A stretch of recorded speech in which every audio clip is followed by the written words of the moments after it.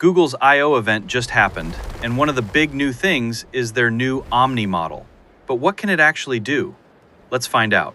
Everything that happened in Google I/O made it pretty clear that the future of Google is about agents and multimodal AI. But while that might be an interesting future, there's some problems with the launches of these features from my perspective. We're going to go through the highlights and also some of the issues. So the main things announced were Gemini 3.5, Gemini Omni, the Daily Brief, Spark, and more agentic AI features across Google products. The idea behind that is that Google Gemini is meant to be more than just a chatbot. They want it to become a fully capable AI assistant across your entire digital life.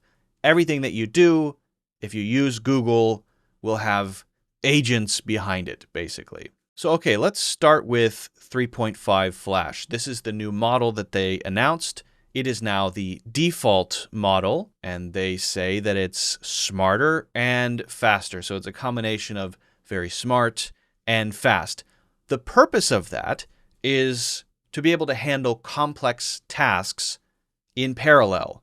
So agents can work overtime for a while on complicated tasks. And honestly, there aren't too many ways for a person to test this other than how quickly you get results back from doing some AI task. As a regular user, it's really hard to measure that or say what's different other than just vibes, basically. Now, the other one that they started rolling out is Omni. Now, the promise of Omni is very interesting. It can work with any format, text, audio, video, whatever. It can input or output anything. So if you give it a little bit of music and a picture and a piece of a video, it can complete that video and integrate everything and make it really cool. Part of that is the ability to make an AI avatar of yourself that you can then use in pictures and videos. An example of that is the intro of this video. Here's another one. Google's I/O event just happened, and one of the big new things, is their new Omni model. But what can it actually do? Let's find out. It's pretty cool. I think it does a pretty good job. But the usage is crazy. I created 3 videos. The first one wasn't good. It messed up my intention. The second and the third were okay. But when I went to check my usage, it was almost full, 93% full. And that's not just usage of video. That is all of my pro usage. So if I'm trying to do an important task and then I want to make a couple of videos, forget about it. 3 videos are going to completely fill up all of your usage for, 4 hours or 6 hours until it resets.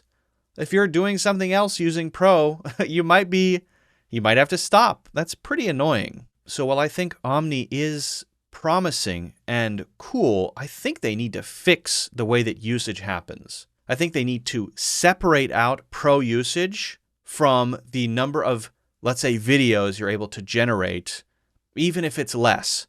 You can generate 3 videos every 9 hours. Okay. And that has nothing to do with your pro usage. I think that they should separate those out. Otherwise, it's just going to create confusion and frustration. Now, there are 2 other things that they talked about, which, at least for me, are not yet available. One is the Daily Brief, and the other is Spark. The idea of the Daily Brief is that every morning you get a summary of a really intuitive, useful summary of everything going on in your digital life every morning. I love that. Again, I'm a pro user. Where is it? I can't find it. It hasn't been rolled out to me. I don't know why they would delay that. It seems like a bad marketing idea to not just roll that out, but it's not available. Then there's Spark. Now, I understand why they are rolling out Spark more slowly. Right now, it's only for the $200 a month people, the ultra users. Spark is a 24/7, always-on AI assistant, which is very cool in principle, in theory. You know, they just announced this thing. Sounds cool, but I don't know what to say about it because I haven't tested it. Because sometimes Google does something that sounds cool and is cool, and sometimes they do things that sound cool and are terrible, and you don't know which one it is. So I will definitely test Spark when I have access. I'm really excited to see what it does look like in practice. Again, the idea is very cool. Whatever you're focusing on, Your language learning goals, your daily tasks, the simple stuff, checking your emails, summaries, all that stuff happening in the background, maybe building tools for you. I don't know. I don't know how capable it is, but the idea of 24/7 always on assistant, I do like. Now, they also talked about some other interesting things around coding. They improved the experience of Google AI Studio, which I really enjoy using. They added some agents to that. I haven't tested that out yet, but that sounds pretty cool. I'm going to be testing that soon. And they made some visual updates to the Gemini app, both the Mac app and the mobile app. It looks good. Is it that groundbreaking and great? I don't know. Yeah, it's fine. It's good. My main gripe is that a lot of stuff was announced and there's really very little to do in terms of testing stuff out. What am I supposed to just use 3.5 and get a vibe about how much better it might be? And then the one thing that I can test, Omni, I'm able to test, but then it destroys the rest of my pro usage for many hours at a time. So I don't want to use it. I'm scared to use it. So that's a little frustrating. I think they need to work on the usage limits. I'm sure they will. I hope they do. I think that would be a good idea. Let me know what you think about the things Google announced in this year's Google I/O. What are you most excited about? What are you least excited about? Or what are you most frustrated about? I honestly think with Google, there's always a mixed bag. It's, oh, cool, and I don't know about that, right? There's always both. With Google, there's always both. Let me know what you think in the comments. Thank you for watching. If you're working on your spoken English, check out the 90-day program in the links in the description. It is the best way to improve your English in 90 days. Thanks for watching, and I'll see you in the next one.